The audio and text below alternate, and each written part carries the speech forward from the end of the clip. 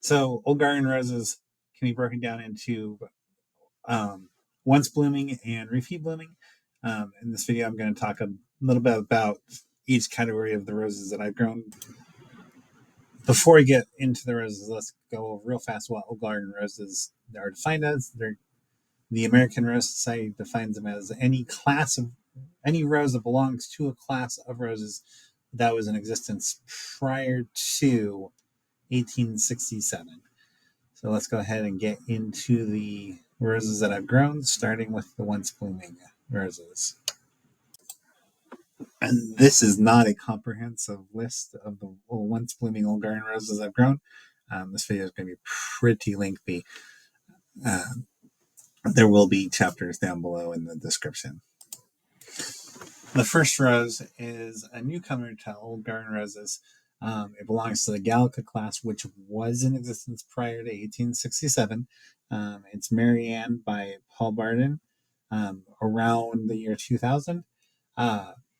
It is a once blooming rose. It was bred using Duchesse de Montebello or Duchess de Montebello, Montebello, and as the seed parent, Abraham Darby was the pollen parent.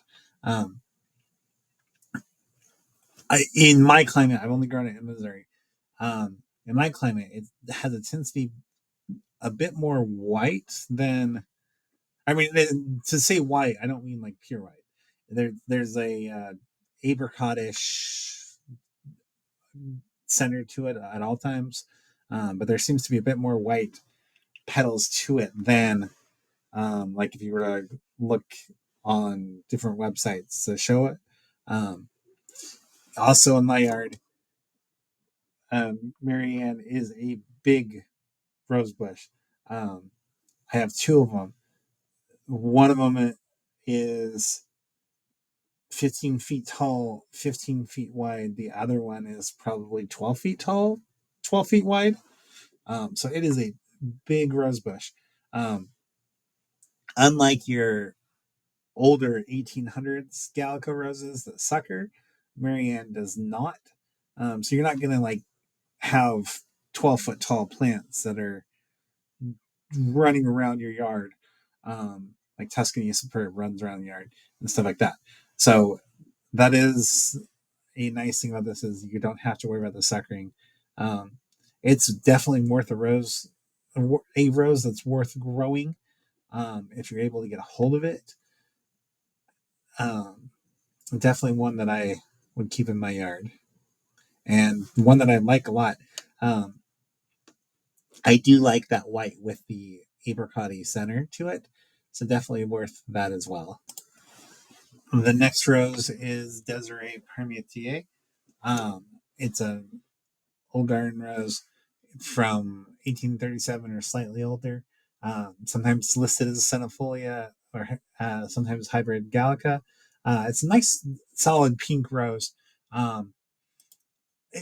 Unfortunately, there is some proliferation, which is this vegetative center growth in the flower. Sometimes flower buds will come up through the flower or other non-flower parts. So unfortunately, there is that. For me, I've only grown it in Missouri. This rose doesn't get as big as Marianne, but does for me it does get big. It it did sucker when I first had it when I was young. It spread about 3 feet away from where I planted it, and then it hasn't spread. It hasn't suckered in 2 years now, but it's about 4 feet tall. In total, probably 4 feet wide if you can take the two bushes in total. Um, I don't know if the suckering is just because it's happy where it is and that's where it doesn't want to go out, or there's something underground that's preventing it from going out. I don't know. It's definitely a rose that is worth growing. One that I would recommend in anyone's yard uh, because it is taller. You might want to put it toward the back of a shrub bed or something like that. I wouldn't necessarily put it in the front, um, but I'm also just a plunker, so I put my roses wherever so they fit wherever. So if you go that way, it works well in the front as well. But a rose worth growing, worth having. The next rose is Rosa Centifolia Variegata, or Village Made. It's a centifolia rose. Uh, it's in my opinion, it's unique because it's white and very light pink striped. Um, I've only grown another Old Garden striped rose. Well, actually, two, Rosamundi and um, Variegata di Bologna, and those two, the stripes are darker red, maybe more toward purple side, via Vergata di Bologna, but that's still a weird purple. But the uh, Centifolia Variegata is a very light pink, so it's much lighter than the other two that I just mentioned. So in my opinion, it's unique that way. There might be other old garden roses that are striped light pink as well. I'm maybe honoring de Brabant, or however it's said. Um, but I haven't grown this. I don't know. Um, but I've only grown the Centifolia Variegata in Missouri. Uh, for me, in my yard, it's about 4.5 feet tall. It's about 3 feet wide, so it's not a. I mean, it's a good sized bush, but it's not huge. It's not going to overpower the landscape or anything like that. Um, my experience in the summer, now Missouri is where I'm at is a humid summer, so it doesn't really like that.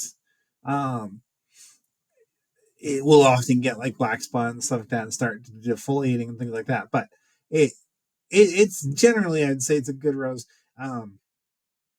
It's one that my wife really likes, and she's not into roses. So if if you know somebody who doesn't super like roses, they might actually like this one, um, just because it is not a solid color. It is striped. Um, I think it's worth growing. I think it's a nice rose. Um, would I replace it if it died? I don't know, but it is a good rose. The next rose is Charles de Mills. This rose I've grown in Oregon, Georgia, and Missouri. Um,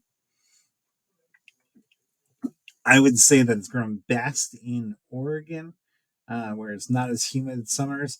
Uh, if it's on own root, it will sucker. So spread this off throughout the yard, which, in my opinion, isn't a bad thing. Um, this is the rose for me that introduced me to the old garden roses, both once blooming and repeat. Uh, I grew other roses before, but they were modern garden roses. They were hybrid teas, your double delight, your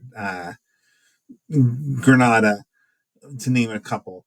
But this was the rose that was different. This is the rose that introduced me to the old garden roses and really got me hooked on roses. Yes, it is once blooming. I found that it blooms, at least in Oregon and Georgia, it bloomed around Mother's Day. I mean, it is blooming in around Mother's Day here in Missouri, but it seems to start its peak or bloom a little bit before Mother's Day here in Missouri. Um, it's an interesting color. It's hard to photograph, um, because of the interestingness of its color. It's kind of like a mauve, purple, gray, slate, whatever description you want to call it. Some I've seen some say crimson. I don't know where they get crimson, other than maybe that was what they used in the 1800s for that color. But it's definitely a very, in my opinion, it's a beautiful rose. It's my favorite rose of all the roses I've ever grown or seen. Personally, I would say go ahead and get it. If you're gonna get it and it's on root, though, I would put it in the middle of grass. That way, you can mow around it and keep it to the size that you want. It doesn't get overly tall, but like I said, it does sucker. It will spread if it's own root. But definitely a rose that I would keep in the garden. The next rose is a newer old garden rose. It's like by Paul Barden. It's called Treasure Trail. It's Treasure Trail. It's a miniature moss rose. This one actually does repeat bloom. Um, some mosses do, some mosses don't. Um, in my experience, and again, I've only grown it in Missouri, uh, it tends to be a bit more pink in the spring here in Missouri, and then in the fall, it changes to like a yellowish color almost. You'll see it in the pictures uh, on this rose. I do like it. It's a nice little rose. For me, it stayed about 1.5, 2 feet high. I think it's spread out just a little bit, but not by suckers. Um, it's a nice rose, worth growing if you can find it. The next rose is Tuscany Superb. It's an old garden Gallica from the 1830s ish. I think it's again one of those 1837 year approximately. Um, it's one of my darker color roses that I grow. I've only grown it in Missouri as well. Uh, this rose will sucker and take over the world if it's on its own roots, which to me is not a problem. It's just something to keep in mind if you decide to grow it. Um, I don't know if it's because it is a hot and humid climate, but for me, Tuscany Superb only blooms for about 2 weeks. Um, I would say that the roses in the video so far bloom between 3 to 4. Tuscany Superb is much shorter, at least in my experience, in my situation. If you're not in a hot, humid climate, that may be different. I don't know. Um, so just keep that in mind that there is a possibility that it doesn't bloom super long. Um, it is a parent of Ellen Tofflemire, which is the next rose that I will talk about. Like I said, this is Ellen Tofflemire, a hybrid of Tuscany Superb by Paul Barden around 2000, 2001 ish. Um, I've only grown it in Missouri. I, for my situation, again, it's a hot, humid climate. So I actually don't think this rose likes hot or humid climates. So I would probably recommend not growing this one in a hot, humid climate. Um, Tuscany Suburb does better than this one does. I find that this one gets black spot. It suckers like Tuscany Suburb. Well, not like Tuscany Suburb, because Tuscany Suburb is significantly more vigorously suckery. And then Ellen Tofflemire, I made the mistake of playing them near each other. Uh, Tuscany Superb may wind up running over uh, Ellen Tofflemire completely. Uh, Ellen Tofflemire in my hot humid climate gets a lot of dieback, a lot of black spot. Like the kings actually die back. So I do not think it likes the heat and the humidity.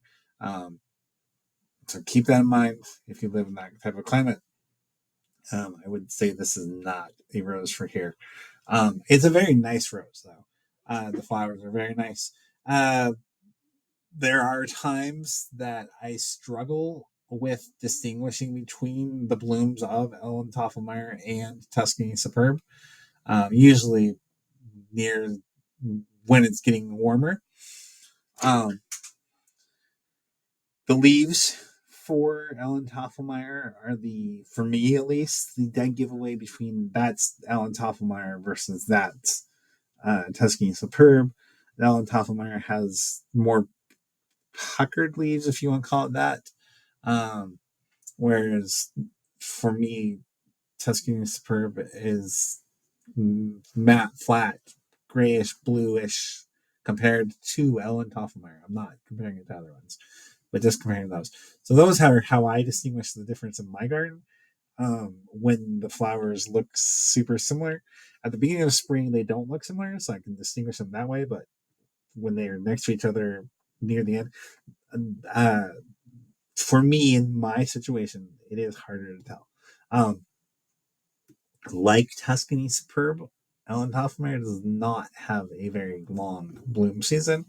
In my garden, it's about 2 weeks as well, and it starts usually the week before Tuscany Superb. Um, so it's a nice rose if you live in the right climate, I would say. Missouri is not the right climate for it. But because it is Paul Barton Rose, if I were to move somewhere else, I would take it with me, just because it's hard to get Paul Barton Roses anymore. Um, so if you can grow it and you live in a cooler climate than Missouri, I would say go for it. Uh, if you're in a hot, humid climate, you might want to push pause on that. That is some of the once blooming old garden roses that I have grown. Um, I have grown more. I've grown some bourbons such as Variegata di Bologna. Um, I'm currently growing one that was supposed to be Variegata di Bologna that is solid pink. It might be a bourbon. Not really sure what it is, but it is once blooming. Um, Moving to the repeat blooming old garden roses, which in part consists of China's teas, noisettes, uh, Portland roses, hybrid perpetual roses. Um, I haven't grown enough of the Portland and uh, hybrid perpetual roses to have pictures or much of an opinion on those. I'm not going to talk about noisettes either because I haven't grown too many of those either. Uh, I have grown several teas and chinas, and the first rose I'm going to talk about actually is a tea rose. So the first tea I'm going to talk about, it was sold to me as Monsieur Tillier. Um, Now I've grown it in Oregon and Missouri. I find that when it's warmer, it's darker colored. When it's lighter, when it's cooler, it's lighter. Um, I've seen it in California where it was darker. That was a warmer climate than Oregon. My personal experience has been it is variable in color. It does look different. It looks like it can be completely different roses at completely different times of year. Um, the For me, Monsieur Tillier blooms uh, pretty late. It's usually blooming when frost hits. Uh, I've actually got frozen rose flowers on the bush now, um, as of time recording, because we did have snow last week.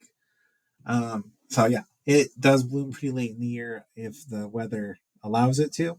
Uh, I have gotten this bush here in Missouri to be 10 feet tall, um, 6 feet wide. Now, Missouri, where I am in Missouri, is a 5B, 6A zone, so it is cold for tea roses. Uh, Monsieur Tillier uh, dies back to the ground every year. Um, every year it keeps getting smaller and smaller by the time winter comes around. So I expect this bush not to live much longer in my yard unless it stays warmer and it gets put more growth on. Um, it takes a lot out of this bush to have to grow back year after year after year. So I'm expecting this to be near the end of its life. Um, Worth a rose to have though. I personally like tea roses. They are different than the modern garden or even the old European roses, the once bloomers. So definitely one that I think is worth growing. I do understand that there is a controversy on the name of the roses that are in commerce, depending on where you live. In the U.S., it's Monsieur Tillier. Outside of the U.S., possibly North America, it would be listed as Archduke Joseph. Um, so whatever you call it, the one that I have was sold as Monsieur Tillier. The next rose is Safrano. It is a tea rose as well, 1839, I believe. Um, and I have it growing in Missouri currently. I also grew it in Oregon. It is growing right next to Monsieur Tillier. Uh, Both Monsieur Tillier and Safrano intertwined together, so it's actually kind of cool to see the uh, light yellow, light pinkish of the Safrano mixed with the Monsieur Tillier. Um, Monsieur Safrano has, when it comes out with reddish purple new growth. Then what turns green when it gets older. Uh, Safrano has a tendency to be a little bit more open. Definitely fewer petals than Monsieur Tillier. Um, I think it's a nice rose. In Missouri, I don't have too much of a disease problem. Because it is a tea rose, it is not super cold hardy. Uh, like Monsieur Tillier, it does die back to the ground level, and it has gone smaller over the course of the 4 years that it's been in the ground. Um, if you're in a warmer climate than a 5B, 6A, then definitely go for it. But even if you're not, and you're in like a 6A or 5B, then I'd say go for it if you want. Just be aware that it's not going to be a long lived rose. The next rose was sold to me as Old Blush. Old Blush is a China rose, repeats throughout the year for me in Oregon and Georgia. Uh, it was the first one to bloom, last one to stop blooming, usually because of froze. Um, Old Blush is one of the four stud roses that was brought over from China to Europe, brought in the mass wave of repeat bloom. Uh, those four stud roses did. Um, I have not grown it in Missouri. I did talk to other rose growers that have, and they have said that it is not cold hardy at all. Which, I mean, it's a China rose. That's not to be surprised. Um, if I trusted that I could have it grow back every year, then I probably would plant it. But I have a feeling that it would go along with my teas, where it would probably die back to the ground every year and get smaller and smaller. So while I don't have infinite space in my garden, I've got three tea roses. I'm not gonna put in a China rose that probably isn't going to be around for a long time. But if you're in a warmer climate than a 5B, 6A, then Old Blush is a great rose. Um, Constant bloom. Uh, it's a historical rose, so definitely two huge upsides there. Um, Worth growing if you're in a warm enough climate. The next rose is Mutabilis, another China rose. It starts out yellow and fades to pink, which is cool. It's also been called the butterfly rose. Uh, I grew it in Georgia and Oregon. Um, like the three prior roses, it probably isn't going to be hardy enough to, at least in my opinion, to grow in Missouri. Uh, if you're in a warmer climate than a 5B, 6A, then go for it. In Georgia, the rose that I had wasn't big enough to do this, but I have seen roses that got espaliered up on walls to act as a climber, like for the Mutabilis, around front doors, around garage doors, up brick walls. So it can be pretty vigorous if you're in the right place. I've also seen it grown as a specimen tree.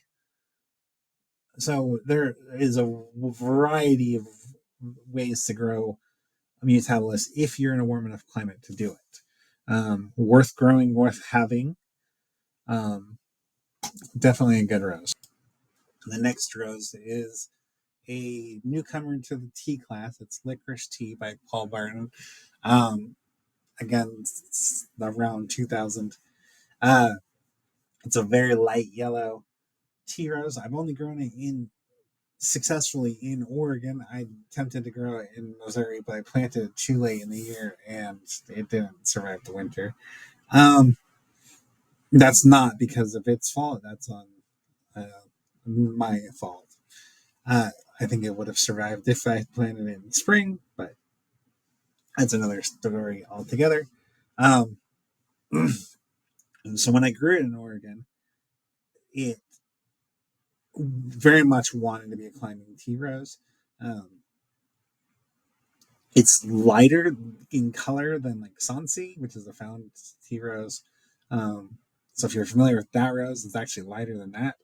Um, it in my garden in Oregon, it grew 15 feet long canes in 2 years. Um, so it's a very vigorous growing rose. Worthwhile. It was pretty fragrant. Um, I allowed it to grow how it wanted. I think it would be pretty easy to put on a like a spalier onto a wall or up onto a trellis or something like that. So uh, it doesn't really grow as a shrub though. So I would say it's not a freestanding shrub such as other roses are. It definitely wants to be a climber. So definitely put it on a fence or a trellis or something like that. But if you can get it, it's worth having. The next rose is Sorocco House Lavender. It is a tea rose as well. Um, I got this one from the Sacramento City Cemetery. I don't know if you can get it via commerce, but it is suspected to be in the Madame Lombard tea rose group. So that may be close enough if you get that rose. Uh, the Sorocco House Lavender was pretty changeable depending on the temperature, how much rain we got in Oregon, because I only grew it in Oregon. Um, it's a very nice tea rose. I would say it's a solid pink colored, but it does change. So it does go a little lighter, a little darker. Um, but it's a nice rose if you're able to get it or Madame Lombard, which I've not grown, but if it's in the same group, I'm assuming it's close enough. Um, it's worth the try if you're in a warm enough climate to actually grow tea roses. I hope you enjoyed the video and thank you for your time and have a good day.